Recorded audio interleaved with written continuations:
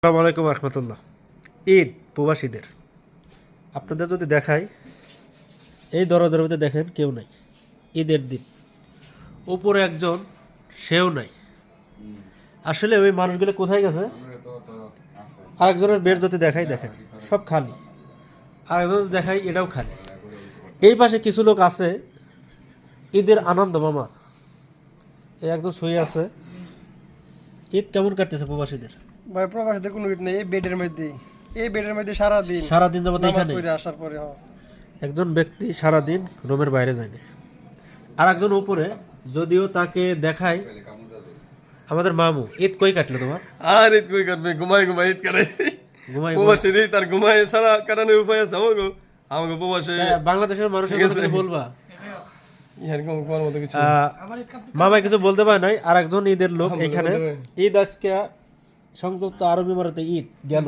তোমার কি পরিস্থিতি, কি অবস্থা, কেমন কাটলো দিন? ঘুমোতে নামাজ গেছে, পরে ডিউটির দিন গেছে। বাস কপাল পুরা প্রবাসী। ঈদের দিনও ডিউটি করছে, চিন্তা করে। এই যে একজন উপরে নাইগা হয়তো রুমের বাইরে গেছে, কিন্তু বাইরে কই গেছে গা? খাইতে গেছে। এই যে আরেকজন দেখাই। সবচেয়ে বড় কষ্টের বিষয়, আমাদের রুমে একজন ভাই আছে, যদি দেখাই যে আমাদের আলতাফ ভাই। আলতাফ ভাই এদারা, আলতাফ এদারা। এ ভাই অপারেশন হয়েছে বাংলাদেশ নেপালের। কিসের জন্য? আসলে এর আশেপাশে কেউ নেই, আমরা রুমমেট ছাড়া, মা বাপ ভাই বোন কেউ নেই। সবচেয়ে বড় কষ্ট এই ভাইটা।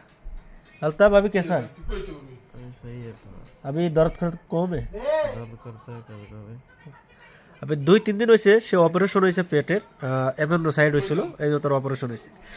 এই সব মিলি প্রবাসীদের ঈদ। আপনাদের পুরো রুমটা দেখাইলাম, সম্পূর্ণ জায়গা খালি। ঠিক আছে, এইটা হলো প্রবাসীদের ঈদ। আগামী ঈদ জানি না কোন প্রবাসী কোন জায়গায় কাটবে, তা এই জন্য সব প্রবাসীদের বেডটা দেখালাম আজকে। সবাই ভালো থাকবেন, আল্লাহ হাফেজ। আগামীতে অন্য কোনো ভিডিও নিয়ে আসবে ইনশাআল্লাহ। ভালো থাকবেন সবাই, ঈদ মোবারক।